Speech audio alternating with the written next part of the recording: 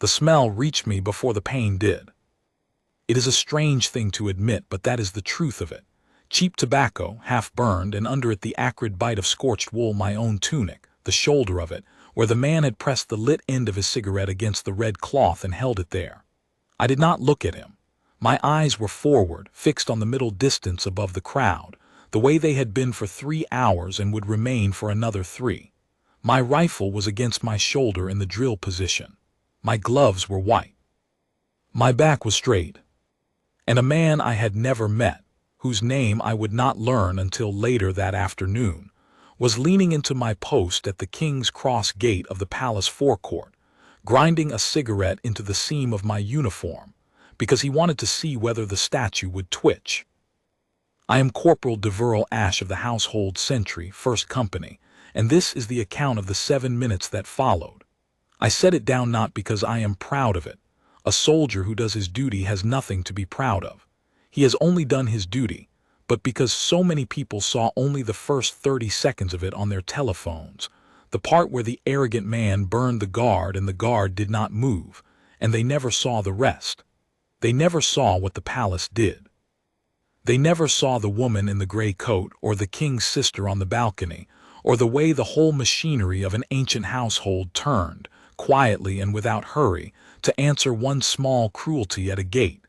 That is the part worth telling. The burn healed in a week. The rest of it I still think about. It was the last afternoon of the summer viewing season, when the forecourt is thick with visitors, and the sun comes down hard off the pale stone, and the gilded railings throw the light back at you until your eyes ache behind their forward stare. We stand our watch at the kingdom of Eldermore's principal palace, the seat of the royal house of Harrogate, and in high season the crowd presses close to the sentry boxes on the public side of the low chain, cameras up, children hoisted on shoulders, the endless soft roar of 100 conversations in a dozen languages. Most of them are decent. Most of them come to look and to marvel and to take their photograph beside the man in the red tunic and the tall bearskin, and I have stood for many such photographs and been glad to be part of a stranger's good memory. You learn to love the crowd, in a way. You learn to feel the mood of its shift like weather. That afternoon, the mood shifted around one man. I had marked him 20 minutes before he touched me, the way you mark a wasp in a room. He was perhaps 40, well dressed in the manner of a man who wants you to notice the dressing. A linen jacket the color of butter, a heavy watch he kept turning on his wrist, sunglasses shoved up into hair that had been arranged to look careless. He had come with a small group who orbited him and laughed too quickly at whatever he said, and he moved through the forecourt as though it had been opened for him personally, and he was mildly disappointed by it. I heard him before I understood him, a loud, flat voice, pitched to carry, complaining that the gates were smaller than he'd expected, that the guards were just for the tourists, that the whole thing was theater. He said it looking straight at me from 6 feet away, testing. I gave him nothing. That is the work. That is the entire work. A sentry of the household is not a doorman and not a performer. He is a promise made visible that this threshold is kept, that the old forms hold, that some things in the world do not bend to whoever shouts loudest. The bearskin and the tunic are not a costume. They are a statement, worn on the body, that discipline is a real thing and not a decoration. When a man like that leans in to break the statement, the answer is to be the statement more completely. So I looked through him at the middle distance and I did not move, and for a while that was enough, and he drifted off to be photographed elsewhere. He came back. They always come back, the ones who need the reaction. Being ignored is a wound to a certain kind of man, and he had been ignored, and he had decided. I could see the decision arrive in his face as he shouldered back through the crowd toward my box, that he would not be ignored. He had a fresh cigarette lit now, though the forecourt is no place to smoke, and a steward would have told him so if a steward had been near. He planted himself in front of me, closer than the chain should have allowed, and he began the routine that I have endured 100 times in 100 shapes. He waved a hand in front of my eyes. He clapped sharply by my ear. He asked in that carrying voice whether I was real, whether I was allowed to speak, whether I would cry if he made me. His friends filmed. The crowd around us went quiet the way a crowd does when it senses cruelty, and hasn't yet decided whether to be ashamed of watching. "Come on," he said, close enough now that I could smell the smoke on his breath and the drink under it. "Come on, do something. You're not a real soldier, you're a coat rack." I've been called worse. A sentry hears every insult the human mind can shape, and the trick of it, the discipline of it, is to understand that the insult is not about you. It is about the man saying it. A man at peace does not need to make a statue flinch. Only a man with something loud and frightened inside him needs that. So I felt, standing there, not anger but a kind of distant pity, the way you might pity a dog that bites because it has been badly treated. I held my post. I breathed slow. The middle distance did not move, and neither did I. And then he did the thing that the crowd would replay 10 million times. He took the cigarette from his mouth, and he looked at it, and he looked at me, and something small and mean settled in his eyes, the look of a man who has decided to find the limit of another man by hurting him. He reached across the chain. He pressed the burning end against the shoulder seam of my tunic, against the red wool where it meets the epaulette, and he held it there and turned it, grinding, watching my face the whole time to see the flinch he had paid for with his own cruelty. The pain came a half second after the smell. It is not a large pain, a cigarette burn. I want to be honest about that, because in the days after there were people who spoke of it as though I had been branded, and I was not. It is a small, hot, concentrated sting, no worse than 100 things a soldier endures in training and forgets by supper. But it is a deliberate pain. It is a pain that someone has chosen to give you, looking into your eyes, and that is a different thing entirely from the pain of an accident. There is a violation in it that has nothing to do with the size of the wound. I did not move. I want to be precise about that too, because it is the thing everyone asks. They ask whether it took everything I had, whether I trembled with the effort of it, whether the wall almost cracked. And the honest answer is no. It did not take everything I had. It took what I had been trained to have and had made my own over 11 years of standing watches, a stillness that is not the absence of feeling but the mastery of it. I felt the burn. I felt the man's breath and the crowd's held breath and the small sick thrill of the friends behind their cameras. And under all of it, I felt the old, cold, steadying certainty that has kept better men than me at their posts through worse than a cigarette. I am not here for him. I am here for the threshold. He can burn my coat. He cannot make me leave it. So I stared through him at the middle distance, and my rifle stayed at my shoulder, and my white gloves did not so much as tighten. And the only thing that changed in me was that a single line of thought went quietly through my mind, clear as a struck bell.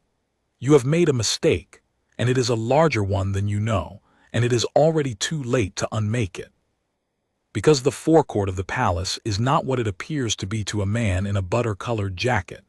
To him, it was a photo opportunity, a stage set, a place where nothing consequential could happen, because nothing consequential ever happened to him. He did not understand that he was standing inside one of the most watched, most ordered, most quietly formidable spaces in the realm. He did not understand that a sentry does not stand alone, that behind the still man at the gate is a chain of watchers and duty officers and stewards, and above them, an ancient household that takes the honor of its post more seriously than he had ever taken anything in his comfortable life. He thought he had found a man who could not react. He had walked into a place that reacts as one body. The cigarette burned out its little cruelty, and he stepped back, half laughing, half disappointed, holding his hands up to his friends as though to say, "See, nothing. He's not even real," and the crowd around him made a low, ugly sound, the sound of decent people who have watched something they will feel bad about later. A woman near the front had her hand over her mouth. A young man had lowered his phone and was staring at the butter-jacketed man with open disgust. And somewhere above and behind all of it, in places the man could not see, the machinery had already begun to turn. It had begun to turn, in fact, the moment his cigarette touched my shoulder, though it would be a few minutes yet before he felt the first tooth of it. Here is what he could not see, standing there pleased with himself, that 30 feet to his left, in a sentry box angled to cover the public approach, my relief partner's sentry wick had already seen the whole thing, and had already given the low 3-note signal that means asterisk incident at the gate, non-drill, eyes on. That above the colonnade, in the duty officer's gallery where a man watches the forecourt through good glass all day long, the signal had been marked and a name spoken into a handset. That the stewards in their dark coats, who drift through the crowd looking like nothing at all, had turned as one and begun to converge, unhurried, the way water finds a low place. And that higher still, on a stone balcony that overlooks the whole forecourt, a balcony the visitors never think to look up at, a woman in gray had been standing at the rail for some minutes, watching the crowd for her own reasons, and had seen a well-dressed man burn one of her family's sentries with a cigarette for sport. I did not know she was there.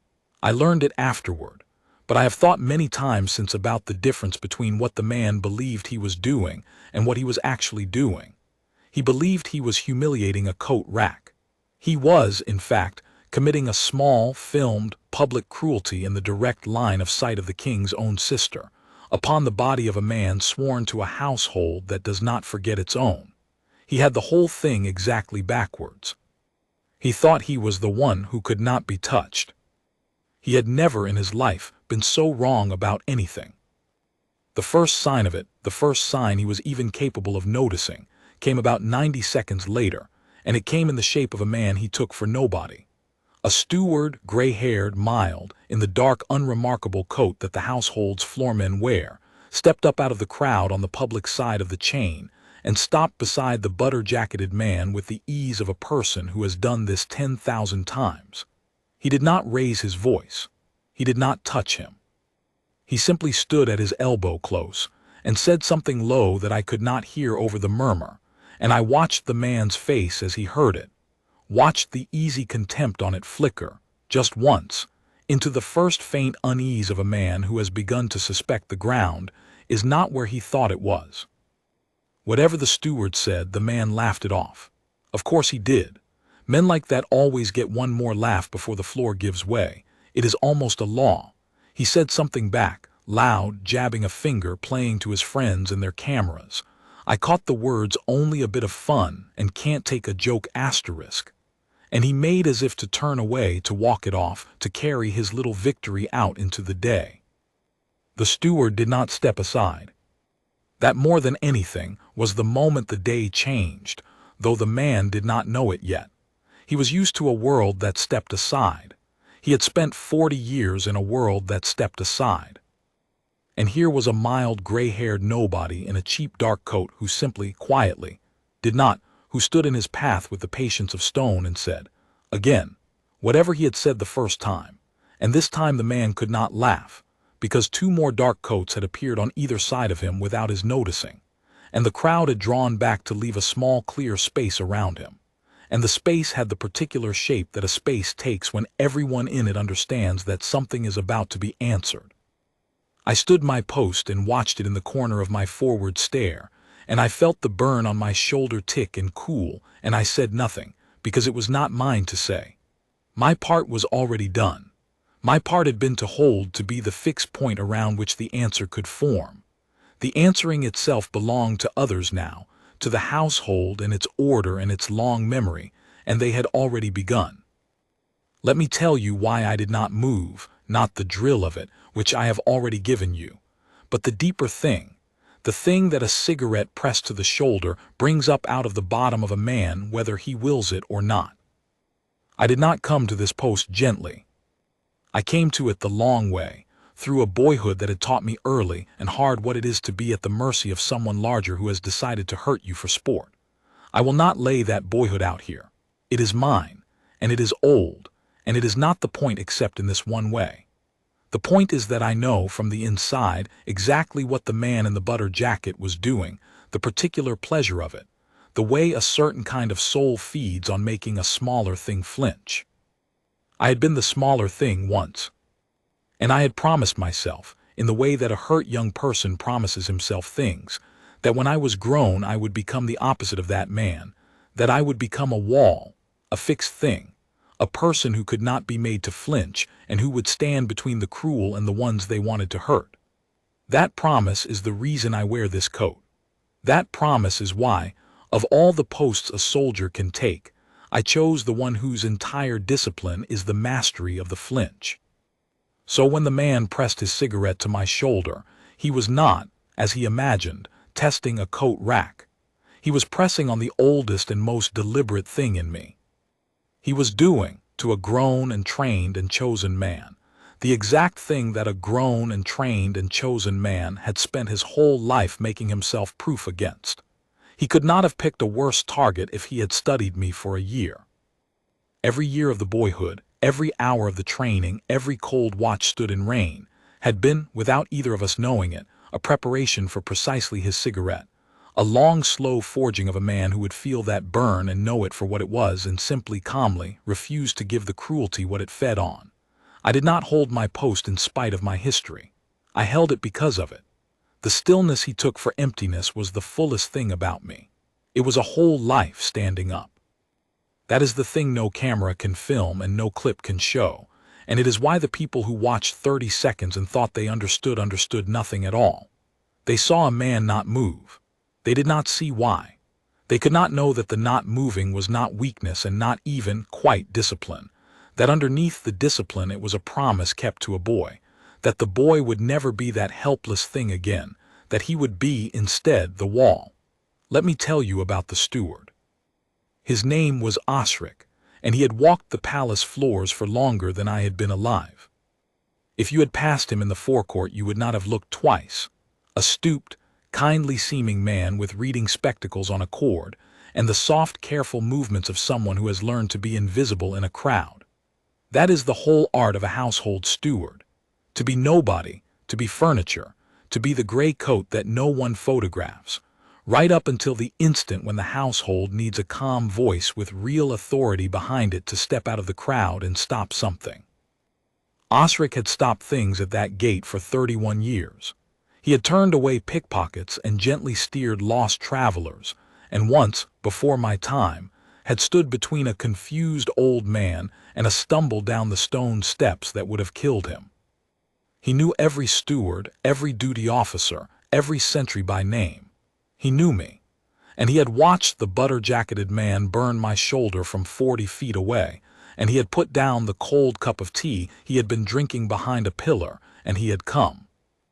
What he said to the man, I had this from Osric himself, weeks later over that same kind of cold tea in the steward's room, was very simple. He said, "Sir, you have just committed an assault on a member of the household in the presence of several hundred witnesses and a good deal of camera. I am going to ask you to come with me to the warden's post so that this can be dealt with properly. You may make it easy or you may make it difficult. The ending is the same either way." He said it kindly. Osric said everything kindly. It was one of the reasons he was so completely irresistible. There was no anger in him to push against, no drama to feed, nothing for a man like that to fight. Only the mild, immovable statement that the thing had happened and would now be answered. The man had chosen difficult. I watched him choose it. I watched the easy contempt curdle into bluster, and the bluster rise into that particular loud indignation that powerful men reach for when they suddenly are not being obeyed. The indignation of a person who has never once in his life had a door held shut against him, and does not have the equipment to understand what is happening. "Do you know who I am?" he said, and I confess that even holding my post, even with my eyes forward and my face a mask, something in me eased a fraction, because I have stood many watches and I have learned that when a man says, "Do you know who I am?" it means the household has already won and he is the last to know it. It is the sentence of a man reaching for a rank he is not sure he still has. It is the sound of the ground going. "I don't, sir," said Osric, mild as milk, "but we can certainly find out." They found out. Here is the shape of the thing, as I pieced it together afterward, because I want you to see how an old household actually works. Not as a mob, not as a flash of temper, but as a machine of patience and record that grinds slow and grinds fine. When Osric spoke his name into the handset at his collar, the name went to the duty officer's gallery above the colonnade, where a lieutenant named Faircloth sat behind good glass with a log open in front of him. Faircloth wrote the time. He wrote assault on sentry, cigarette, King's Cross Gate, filmed. He wrote the sentry's name, mine, and beside it he wrote a single word that carries more weight in that gallery than any rank, held. It meant I had done my part. It meant the sentry had not broken, had not reacted, had not given the crowd or the cameras or the courts a single frame of a guardsman losing his discipline. It meant the whole matter was clean, and a clean matter can be answered without mercy. And then Faircloth did the thing that turned a small ugliness into the story the whole realm would talk about by nightfall. He did not send a scuffle. He did not send force. He sent the asterisk record. He requested the forecourt camera feeds. The household keeps its own, high and steady and far better than any telephone, for the 90 seconds surrounding the incident. And he had them pulled and marked and sealed before the man in the butter jacket had finished saying asterisk, "Do you know who I am?" asterisk for the third time. In an age of 1,000 phones, the man had assumed his own footage was the only footage, that he controlled the story because he held the camera. He did not understand that he had performed his cruelty inside a house that films everything, keeps everything, and forgets nothing. His friend's clips would show a guard being burned and not flinching. The household's clip would show, in clean, unarguable detail, exactly whose hand held the cigarette, exactly how long he pressed it, exactly the deliberate grinding turn of his wrist. One of those clips was going to travel the world praising the guard. The other was going to make sure the man who burned him could never claim it was an accident. He did not know any of that yet. He was still, at that moment, trying to walk away. That was the second escalation, and it was the one the crowd saw.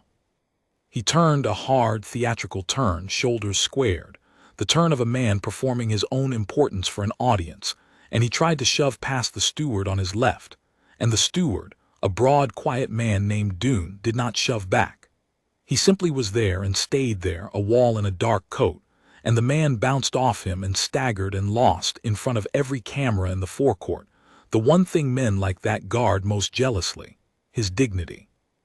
The footage of that moment, the well-dressed man rebounding off an unmoving steward, arms wheeling, sunglasses tumbling from his careless hair onto the cobblestones, would be watched in the end nearly as many times as the burn itself. The internet is cruel to cruelty. It has a long memory for the exact instant a bully discovers he is not the strongest thing in the room. And still it was not the worst of it for him. The worst was coming, and it was coming from above. The woman in gray was Princess Adela.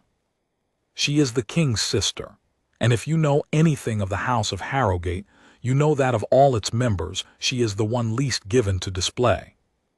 The king has his ceremony, and the crown prince has his youth and his causes, but the Princess Adela has, for as long as anyone can remember, quietly done the actual work of the household, the pensions and the memorials, the visits no camera attends, the small unglamorous business of a family that means to be worthy of its ancient duties rather than merely to enjoy them. The stewards love her. The sentries love her. She learns our names, all of them, and she remembers them. And once, on a bitter winter watch when I had stood 8 hours in freezing rain, she sent down a flask of hot broth to my box with a note in her own hand that said, "Only thank you for the wall you make of yourself." I have kept that note. I keep it still.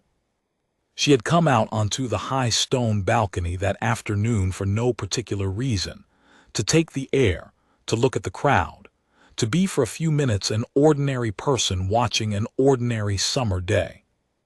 And from that high vantage, which sees the whole forecourt laid out like a map, she had watched a man in a butter-colored jacket circle one of her family's sentries like a jackal, and clap by his ear, and wave his hand before his eyes, and at last press a burning cigarette into the shoulder of a man who could not, by the iron rule of his own honor, defend himself. She had watched the sentry hold. And something in the Princess Adela, who is the gentlest of that family and by a long way the most dangerous to cross, had gone very quiet and very cold. She did not shout down from the balcony. That is not how she works, and it is not how the household works, and it is a large part of why the household is so much more formidable than a shout. She turned from the rail, and she said a few words to the equerry who is never more than a pace behind her, and the equerry lifted a handset, and the machinery that was already turning acquired, in that instant, a new and much higher gear. Because there is a difference between a matter being handled by the stewards and a matter being noticed by a member of the family. The first is routine, the second is not. When Princess Adela's equerry spoke into his handset, the message that reached the duty officer's gallery was not assault at the gate. It was Her Royal Highness has witnessed the incident at the King's Cross Gate and wishes it dealt with in full. And Lieutenant Faircloth, reading that off his screen, sat up very straight and underlined the word held beside my name twice, and understood that the small ugly thing at the gate had just become a matter of the household's honor, witnessed by the family, and that there would now be no possibility of it being smoothed over, hushed up, or let go with a warning. The princess had seen. The princess wished it dealt with in full. That was the beginning of the man's real reckoning, and he had no idea it had happened. I did not know it either, not then. I knew only that the tempo around me had changed, that the stewards who had converged on the man were no longer merely containing him, but were, with great courtesy and no haste at all, escorting him, that a warden in the darker coat of the palace's own police had appeared at the edge of the crowd, that the low three-note signals passing between the boxes had a crispness to them now, the crispness of a household that has been given a clear instruction from high up and means to carry it out exactly. I felt the mood of the forecourt tighten around the man like a hand closing. And I held my post, and I watched him from the corner of my forward stare, and for the first time I saw real fear come into his face.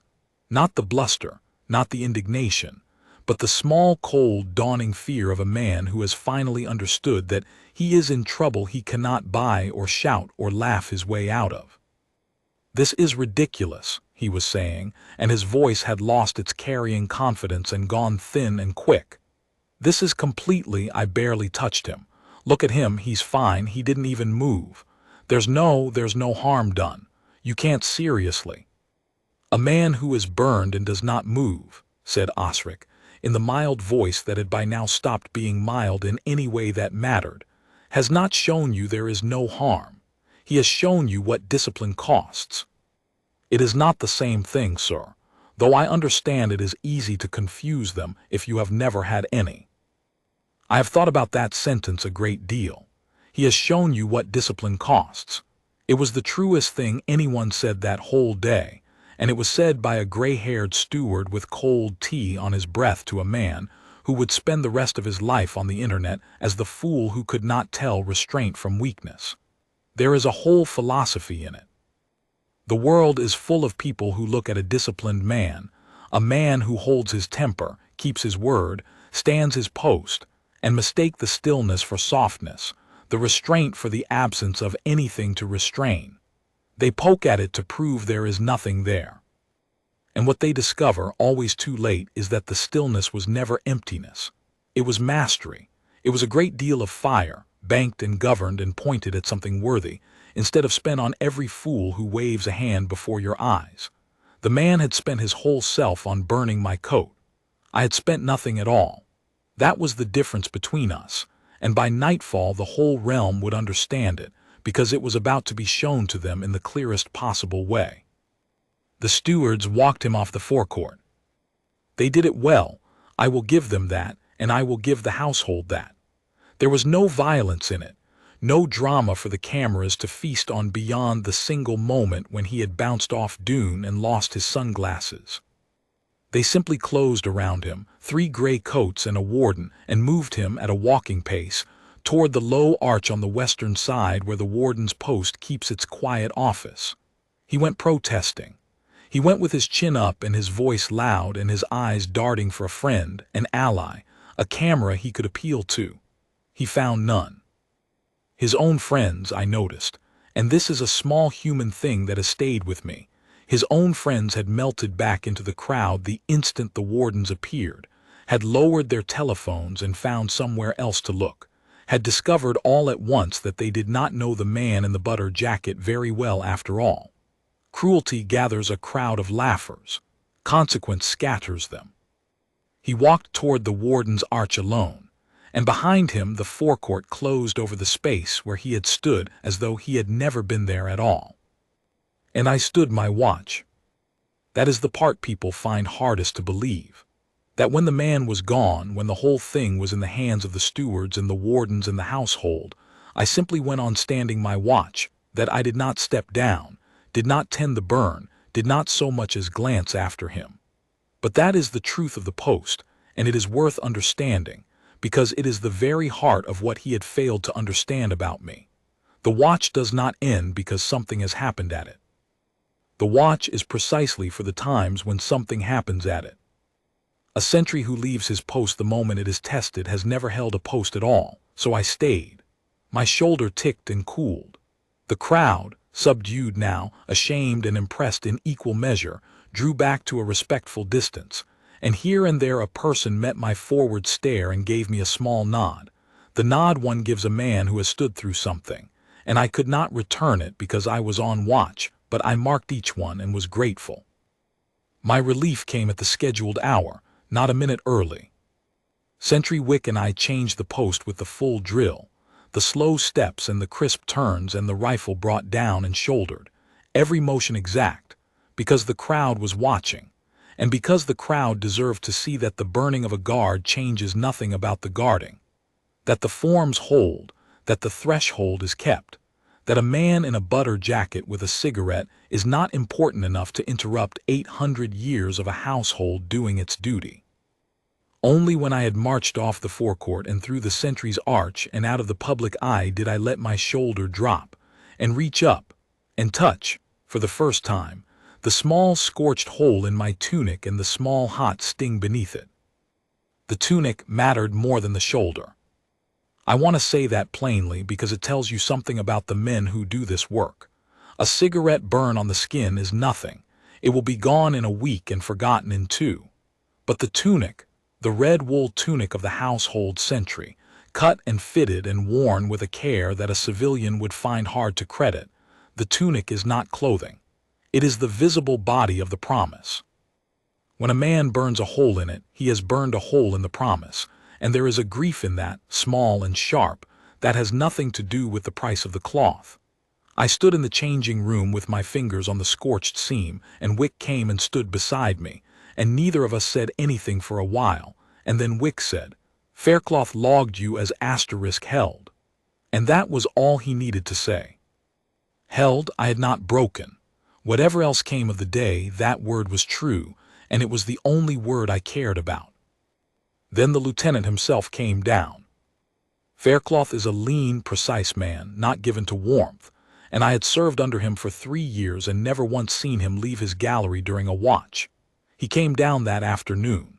He found me in the changing room with my tunic half off and the burn showing, and he looked at it, not at my face, at the burn, at the small deliberate mark of it, and something moved in his precise features that I had not seen there before. "Corporal Ash," he said.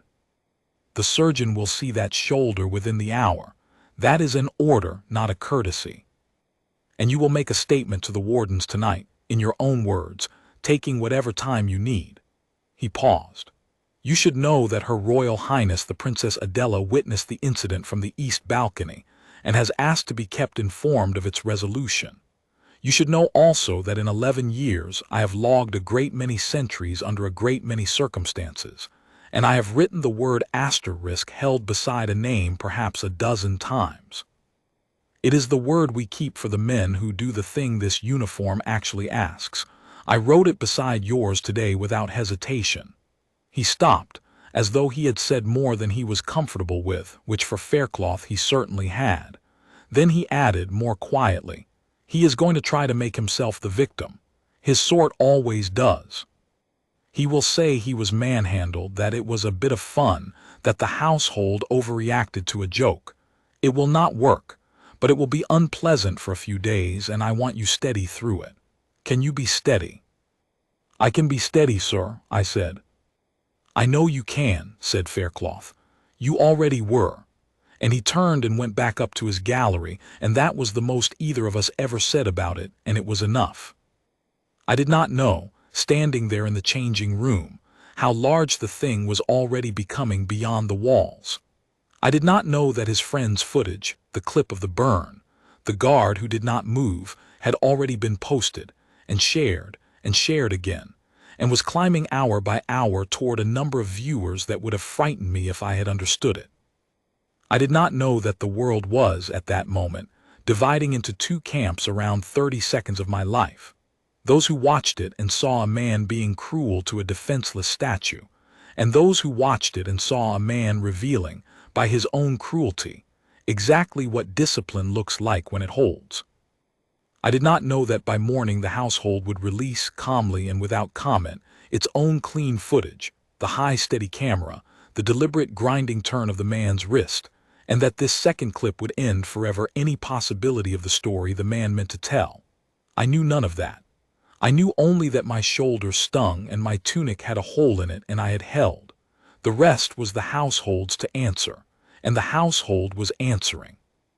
I did not see what happened at the warden's post. I have had to build it from the accounts of others, from Osric, from Doon, from a warden named Pell who was kind enough to walk me through the record. And I set it down here because it is the true middle of the story, the place where the man's arrogance met the patient machinery of a real institution and lost, piece by piece, everything he had been so sure of. They took him to the warden's post, which is not a grand place, a low room off the western arch, whitewashed, with a plain table and a few chairs and a shelf of the household's own registers. And they sat him down and offered him water, which he refused, and told him he was free to have a legal representative present, which surprised him. He had expected, I think, either to be released with an apology once his importance was understood, or to be roughed up and thrown out a side gate, which he could then have turned into a grievance. He had not expected courtesy. Courtesy, from an institution that holds all the cards, is the most disarming thing in the world, and the wardens deploy it like a weapon. They were unfailingly polite. They were also, quietly, recording everything, and they had already viewed the household's own footage, and they knew precisely what he had done. He began, as Faircloth had predicted, by trying to make himself the victim.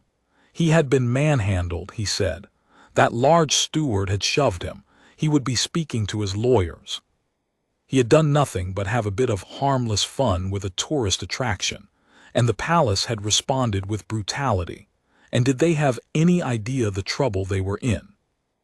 Warden Pell, an unhurried woman with 30 years on the job, and a face that has heard every story a guilty person can invent, let him finish. Then she turned a screen toward him and played the household's footage. There is a particular silence, Pell told me, that fills a room when a man watches unarguable proof of his own cruelty. He had been so certain the only camera that mattered was his friend's. He had watched their clip a dozen times already, no doubt, admiring how the guard did not flinch, telling himself it proved the guard felt nothing, that no real harm was done. And now here was another camera, high and steady and merciless, that he had never once thought about the household's own, and it showed the thing his own footage had been too far and too shaky to show clearly. His hand crossing the chain, the cigarette lowering, the press of it against the red wool, and then the slow, deliberate, unmistakable turn of his wrist, grinding, twisting, a full 3 seconds of it, his own face leaning in to watch for the flinch. There is no way to watch that and call it an accident. There is no way to watch that and call it a joke. It is the recorded truth of a man deliberately burning another man for sport, and it played on the screen in the whitewashed room while the man who had done it sat and stared at it and felt, at last, the floor finish giving way. "That is you, sir," said Pell, not unkindly. "That is your hand. That is 3 seconds. I have watched a great many people try to explain away a great many things in this room, and I will save you the effort. There is nothing to be done with this. It is not a shove, and it is not a bit of fun. It is a deliberate assault on a member of the household in front of several hundred witnesses, recorded from 4 angles. Now, shall we talk about how you would like to conduct yourself for the rest of the afternoon? And here the man did the thing that undid him more completely than any footage. He got angry. Not frightened angry, which might have earned him some pity, genuinely, arrogantly angry, the anger of a man who still, even now, staring at the proof, could not accept that the rules applied to him. He stood up. He said things I will not repeat about the guard, about the household, about the country. He said the guard was a nothing, a coat rack, a paid mannequin, and why was everyone making such a fuss over a nothing? He said he had money, and lawyers and friends, and that he would bury the household in litigation and see every one of them out of a job. He said, and this is the part Pell repeated to me with something like wonder, that he should have been allowed to burn the guard, that the guard was there to be interacted with, that it was practically the guard's job to stand there and take whatever a paying visitor chose to do to him. He said all of this, at length and at volume, in a room that was recording every word, having just been shown the footage, with the king's sister asking to be kept informed of the outcome. It is difficult to imagine a man doing more thorough work at his own destruction. Warden Pell simply let him do it. She had long ago learned that the wisest thing to do with a man determined to hang himself is to hold the rope steady and stay out of his way. Every word he spoke went into the record. Every word made the smoothing over that his lawyers would later attempt more impossible. By the time he had finished, red-faced and hoarse, he had transformed himself from a man who might have gotten away with a fine and a caution into a man who had assaulted a guardsman, refused all courtesy, threatened the household staff, and declared on the record that he believed he had the right to hurt a sentry for his own amusement. He had, in the space of 20 minutes, made himself the perfect defendant, the one no judge would be tempted to excuse, the one whose own mouth had closed every door. And then the door opened, and Princess Adela came in. She had not been expected. Warden's business is warden's business, and members of the family do not, as a rule, walk into a whitewashed room off the western arch to look a detained man in the face. But Princess Adela is not, as I have said, a woman who does things the way they are usually done. She had watched the whole thing from the balcony. She had asked to be kept informed. And somewhere in the half-hour that followed, she had decided that being informed was not enough, that she would go herself and see the man, and let him understand exactly whose household he had chosen to insult. Pell told me the room changed the moment she entered it. She came in without ceremony, in the gray coat, unattended but for the single equerry at the door, and she was not tall and not loud and did not raise her voice, and yet the man in the butter jacket, who had been on his feet shouting threats a moment before, sat down. He sat down without being told to. It is a thing that happens around certain people, a thing that has nothing to do with rank and everything to do with a quality of self that the man had spent his whole life imitating and never possessed. He sat down and he went quiet, and he looked at her with the first genuine uncertainty he had shown all day, because some animal part of him had understood before his mind did that this, finally, was a person he could not out-talk, out-money, or out-shout. "You burned one of my sentries," said Princess Adela. She did not say it loudly. She said it the way one states a fact that ends a conversation. And the man who had, minutes before, been declaring his right to do exactly that opened his mouth to explain, to minimize, to reach for a bit of fun, and found that under her level gray gaze the words would not come. There was nowhere to put them. She was not arguing with him. You cannot argue with someone who is not arguing. She was simply looking at him and stating what he had done, and in the plain light of her looking, the thing he had done stood revealed as exactly what it was. Small and cruel and cowardly, the act of a man who hurts what cannot hurt him back.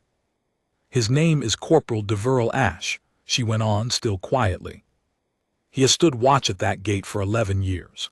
He has stood through cold and heat and rain and grief and every insult the crowd can invent, and he has never once broken his post, because the promise he made is worth more to him than his own comfort, worth more, it seems, than his own skin. You looked at that man and you saw a coat rack. Do you know what that tells me? It tells me nothing about him at all. It tells me everything about you. Only a certain kind of small soul looks at discipline and sees an invitation to cruelty. Only a man who has never in his life been asked to hold anything looks at a man holding everything and decides to burn him for sport. The room was silent. Pell said you could hear the clock. "I am not going to shout at you," said the princess. "I am not going to threaten you. That is beneath the household and, frankly, beneath the moment. I am going to tell you what is going to happen, because you seem to be laboring under the impression that it is still in question, and it is not. You are going to be charged. The household's footage is clear. Your own words on the warden's record are clearer, and there is nothing your money can do about either, because the wrong you did was not to me and not to the crown but to that man, and it is his to answer, and the law will answer it for him. You are going to become, whether you like it or not, the face of this, the well-dressed man who burned a guardsman and could not understand why the world was not on his side. And every single time that footage is watched, and it will be watched a very great many times, people are going to see two men. They are going to see you, and they are going to see him. And I promise you, sir, with all my heart, not one of them is going to want to be you." She turned to go. At the door she stopped and looked back and said one more thing, and it is the thing I think of most often when I remember that day, though I was not in the room to hear it and had it only from Pell. "You thought you found a man who could not react," said Princess Adela. "You did not. You found a man who chose not to.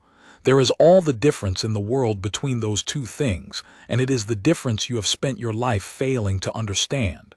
He could have broken your wrist. He is trained to. He chose instead to keep his post and let his household answer for him because he trusted us to be worth that trust. Do you understand what I am telling you? His stillness was not weakness. His stillness was faith in the honor of this house, that it would not let a cruelty at its gate go unanswered. I do not intend to make a liar of his faith." And she left. I would like to tell you that the story ended there cleanly, with the princess's words and the man's ruin. But the world is not clean, and the days after were not the swift falling of a curtain but a longer, harder thing. And it is in those days that I learned what the burn had really cost, and what it had really been worth. Because the man had money, and money buys, if not innocence, then at least noise. By the second morning, the household's clean footage had done its work. The whole realm had seen the deliberate 3-second grinding turn of his wrist, and the tide of feeling ran hot and hard against him. But by the third morning, the man had lawyers, and the lawyers had a strategy, and the strategy was the oldest one there is. Make it about the victim. They could not deny the footage. It was too clear. So instead they set out to poison the well around it. They put out a statement, carefully worded, that spoke of a misunderstanding, of a distressing overreaction by palace security, of their client's profound respect for the armed forces, as though a ceremonial sentry were a stranger to him and not the man he had chosen to burn. And then, more quietly, in the way these things are done, whispers began to move through the parts of the press that print whispers, that the guard had provoked him, that the guard had said something, that there was more to the story, that the household was covering for a sentry who had lost his temper and needed a villain to blame. None of it was true, all of it hurt. That is the thing about a lie set loose against a man who has done nothing wrong. He cannot fight it without giving it more air, and he cannot ignore it without letting it stand. I was ordered sensibly, and I obeyed to say nothing, to make no statement, to let the household speak for me. And so for 3 or 4 days I stood my watches and did my duty and read, in the evenings, careful anonymous suggestions that I was a bully who had got what was coming to me, and I found that this was harder to hold against than any cigarette. A burn you can master with training. A lie about your honor reaches a place the training does not protect. I will not pretend those days were easy. There were nights I lay awake and felt the injustice of it press on my chest like a stone and thought. I held. I did everything the post asked of me. I gave them not a single frame of a broken guard. And this is what it earns, a whispering campaign that I deserve to be burned. It was Osric who steadied me. The old steward found me in the changing room on the worst of those evenings, and he sat down across from me with his cold tea, and he did not offer comfort, because comfort was not what I needed. He offered perspective, which is a rarer and better thing. "You are thinking," he said, "that you held your post and it earned you slander and that this is a poor bargain." Yes. I said that it was. "Then you have misunderstood the post," said Osric, "which surprises me, for you understand it better than most. Listen to me, Corporal. You did not hold your post to be thanked. You did not hold it to be believed. You held it because holding it was right, and the rightness of it does not depend on anyone believing you afterward. If it did, it would not be honor. It would be a transaction.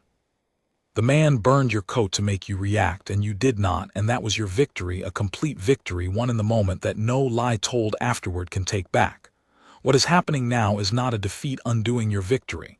It is merely the world being the world. Let the household fight the lie. That is the household's post, and we are very good at it. Your post was the gate, and you held it. Hold to that. The truth is patient. It can afford to be. It is the only thing in this whole business that is not in a hurry, because it is the only thing that does not need to be. He was right, of course. He was right in the way that only a man who has stood a great many years at a hard post can be right, with the plain, unarguable rightness of experience. And the truth, as he promised, was patient, and it did not stay buried, because there was one thing the man's lawyers had failed to account for, one thing that all their money and all their whispers could not touch. The crowd had filmed it too. Not just his friends, everyone. It had been high season, the forecourt thick with visitors, and 100 phones had been raised when the shouting started, and dozens of them had caught the whole thing from a dozen angles. The man circling me, clapping by my ear, waving his hand before my eyes, and at last the deliberate press and grind of the cigarette. When the lawyer's whispers began, that the guard had provoked it, that there was more to the story, those 100 strangers did something the man had never imagined ordinary people would do. They came forward. One after another they posted their own footage, the angles the man's friends had not chosen, the moments before and after that his own edited clip had left out. And what those angles showed, beyond any possible doubt, was a man who had not been provoked at all, a sentry standing in perfect, silent discipline, giving nothing, saying nothing, while a well-dressed stranger worked and worked to break him and at last resorted to fire. There was no more to the story. The story was complete, and it was told by strangers from 100 angles, and it could not be bought. I want to pause on those strangers, because they are the part of this the man understood least of all, and the part I understood least myself until it happened. When you stand a sentry's watch, you learn to think of the crowd as a single thing, a mood, a weather, a pressing warmth on the public side of the chain. You do not think of it as 1,000 separate people with 1,000 separate hearts, because you cannot. There are too many of them, and you are one man holding still. And a certain cynicism creeps in over the years about that crowd. You see the worst of them up close, the ones who mock, who prod, who film your face hoping to catch you weeping. And it is easy to let those few stand for the whole, to decide privately that people are mostly cruel and the uniform is mostly a target. I had let a little of that cynicism into me, I think, over 11 years. The burn, in a strange way, should have deepened it. Here was the crowd at its worst, filming a cruelty and half laughing, and here was the proof that I was right to expect little of them. And then the crowd proved me wrong. Because it was not the household's lawyers who broke the whispering campaign, not in the end. It was them, the strangers, The ordinary people who had stood in that forecourt on an ordinary summer day and seen a man burned for sport and could not, would not, let it be twisted into his fault. They did not have to come forward. There was nothing in it for them. Some of them took real trouble, real risk of being mocked themselves, to post what they had seen and to say, plainly, I was there, and it did not happen the way his lawyers say. A woman who had had her hand over her mouth in the front row wrote a long, careful account of exactly what she had watched, minute by minute, and it was read by more people than any statement the household ever put out. A young man who had lowered his phone in disgust posted his footage with 3 words. He never provoked him. An older couple, tourists from far away who had come to see the palace and gone home with something heavier, wrote to the household directly to say they would be witnesses if witnesses were needed. They did not know me. They owed me nothing. And they stood up in their small, ordinary way for a stranger in a red coat, because they had seen a wrong and could not stomach seeing it rewarded. That healed something in me that the burn had bruised, and it was not the shoulder. It was the private cynicism, the quiet 11-year assumption that the crowd was mostly a target's enemy. I had held my post believing in some cold corner of myself that I held it for an ideal, for a promise, for the household, and that the crowd itself did not much deserve the holding. The strangers taught me otherwise. They taught me that the people I stood for were, most of them, better than the few who tested me. That for every man who leans in with a cigarette there are 100 who are ashamed of him, and who will, when it matters, say so. I had been standing my watch for the promise. I stand it now a little for them. The man in the butter jacket, without meaning to, gave me that. It is the one good thing he did, and he did it entirely by accident, and he will never know. That was the setback broken. That was the false dawn turned real. The lie, which had seemed for 3 or 4 days as though it might actually take root, withered in the light of 100 honest cameras held by people who had been there, and would not let a decent man be slandered for having done nothing but hold his post. And the man's lawyers, who had built their whole strategy on the hope that the only footage was theirs to spin, found the ground cut from under them by the very crowd they had counted on to forget. But even that was not the end. The reckoning that Princess Adela had promised was still coming, and when it came from the highest place of all. King Alaric had been away when it happened, on the far side of the realm, opening a hospital, doing the endless work of a crown, and he had returned to a palace still humming with the affair, and he had asked to be shown everything. Both clips, the warden's record, the princess's account, and then on the 5th day an order came down through Faircloth that I had not expected and did not know how to receive. The king wished to see the sentry who had been burned. I have stood 100 feet from King Alaric on ceremonial days, and once, years ago, marched past him close enough to see the lines of his face. But I had never been in a room with him, never been spoken to by him, never been anything to him but one interchangeable red figure among many at the edge of his ceremonies. Now I was to stand before him alone, and I confess that as I was led up through the parts of the palace the visitors never see, the long carpeted corridors, the portraits of the old kings, the hush that deepens as you climb, I felt a nervousness I had not felt through the whole business of the burn. A cigarette I could stand still for. This was different.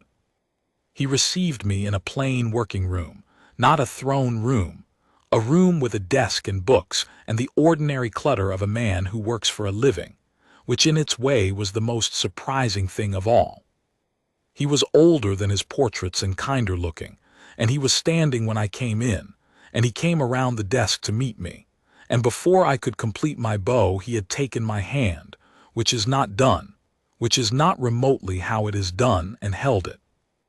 "Corporal Ash," he said, "I have watched what that man did to you. I have watched it more times than was good for me, and I have watched each time the thing he could not see, that you did not move, not because you felt nothing. I am old enough to know the difference, but because you had decided, long before he ever came to your gate, what kind of man you were going to be, and no cigarette was going to change it." He let go of my hand and looked at me a moment. "Do you know what you did standing there?" You did not merely endure an insult. You showed several million people, most of whom have never thought about it for 1 minute in their lives, what discipline actually is. Not the parade ground kind, the real kind, the kind that costs something. You taught the whole realm a lesson it did not know it needed, and you taught it without saying a single word, which is the only way that particular lesson can be taught. I am in your debt. The house is in your debt. I wanted to say so to your face. I did not know what to say. I said the only true thing, which was that I had only done my duty. Yes, said King Alaric, and he smiled tiredly. That is exactly what a man like you would say, and it is exactly why the house is in your debt and not the other way round. Men who do their duty and think it nothing are the rarest and most valuable thing any kingdom possesses, and they are almost never thanked, because they will not let themselves be thanked, because they truly do think it nothing. He paused. Well, I am going to thank you anyway, and you are going to have to endure it, and I understand that this will be harder for you than the cigarette. And then he did a thing I will carry to the end of my life. He told me that the man would be charged, that the law would run its course, and that no amount of money would deflect it, because the household had made certain the evidence was complete and the warden's record was sealed, and because the man had, with his own mouth on that record, declared his belief that he had the right to do what he did. He told me the whispering campaign was finished, drowned by the honest footage of 100 strangers, and that the household would be issuing a plain statement of the facts so that no shadow of the lie could linger over my name. And then he told me the last thing, the thing I had not seen coming. There is an honor, he said, that this house keeps for a particular kind of conduct. It is not given for bravery under fire exactly, though it takes courage. It is given for a man who, tested past the point where most would break, chooses the harder and the higher thing, who holds when holding costs him, and keeps the honor of the post above his own. We call it the steadfast ribbon. It has been given 11 times in 90 years. My grandfather gave it to a sentry who stood his post through a fire rather than leave the gate unguarded. I intend to give it to you. He held up a hand before I could protest. Not for the burn. Any fool can be burned. For the holding. For showing this realm in an age that has half forgotten what the word means, that discipline is not a costume and honor is not a decoration, and that some men still will stand for a thing that cannot thank them. You will accept it, Corporal. That is not a request. It is very nearly the only order I have ever given that I am entirely sure is right. I accepted it. What else was there to do? A man does not argue with his king, and in truth I could not have found the words to argue if I had wanted to, because there was a great tightness in my throat that had held through the burn and the slander and the sleepless nights, and now, absurdly, in the safety of a kind old man's working room, threatened at last to break. I held it. It is what I do. But it was a nearer thing than the cigarette had ever been. The man's reckoning, when it came, was quiet, which is the only kind of reckoning that truly holds. He was charged, as the king had said, and the charge stuck, because there was nothing to be done with footage that clear and words that damning. His lawyers, who had promised to bury the household in litigation, found that they had nothing to sue and no ground to stand on, and they did the thing that lawyers do when the case is hopeless. They went quiet, and advised their client to go quiet, and hoped the world would forget. But the world did not forget, because the man had made himself unforgettable in the worst possible way. He had wanted, that afternoon, to be seen, to be the loud, important man in the butter jacket whom everyone noticed. He got his wish. He became one of the most seen men in the realm. He became the face beside the guards, in the 2 clips that played and replayed everywhere, and the princess had been exactly right. No one who watched them wanted to be him. His name, which he had flung about the warden's room as though it were a shield, "Do you know who I am?" became, in the end, precisely the thing that ruined him. Everyone knew who he was. That was the whole of his punishment, and it was a heavier one than any fine. He had spent his life demanding to be recognized, and the realm recognized him at last completely and turned away.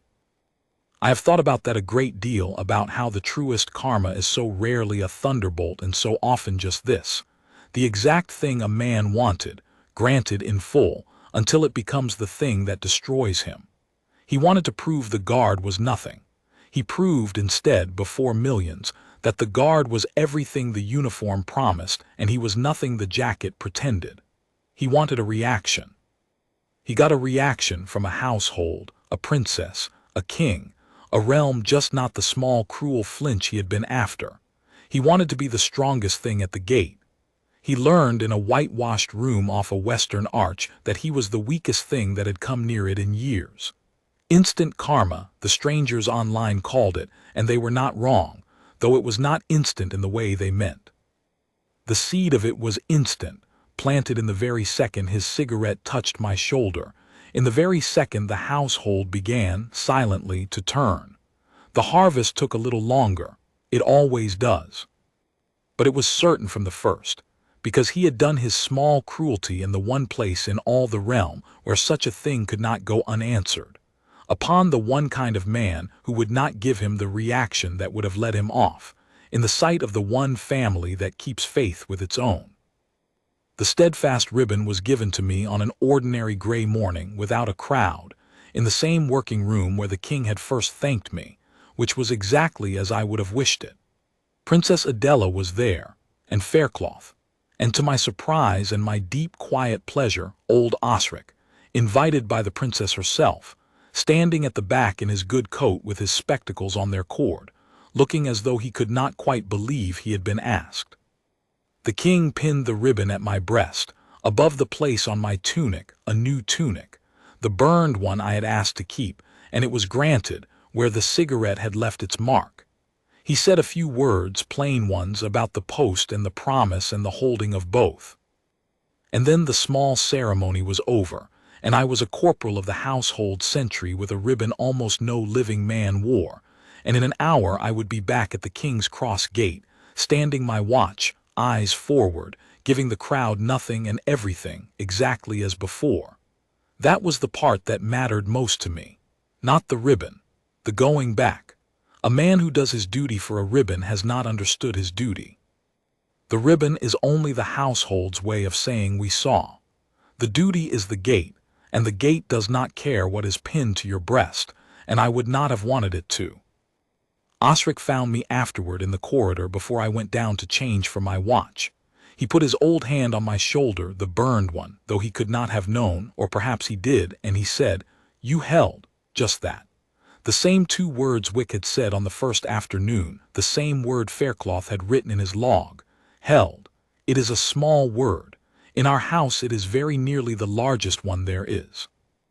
It means you did not break when breaking was offered, that you kept the promise when keeping it hurt, that you were, in the one moment that tested it, exactly the thing the uniform says you are. There is no higher thing a sentry can be told. I have been given a king's ribbon, and I treasure it, but if I am honest, it is those 2 words from the old steward in the corridor that I hear when I stand my watch now, in the cold and the heat and the endless press of the crowd. You held. I stand at that gate still. The season turns, the visitors come and go.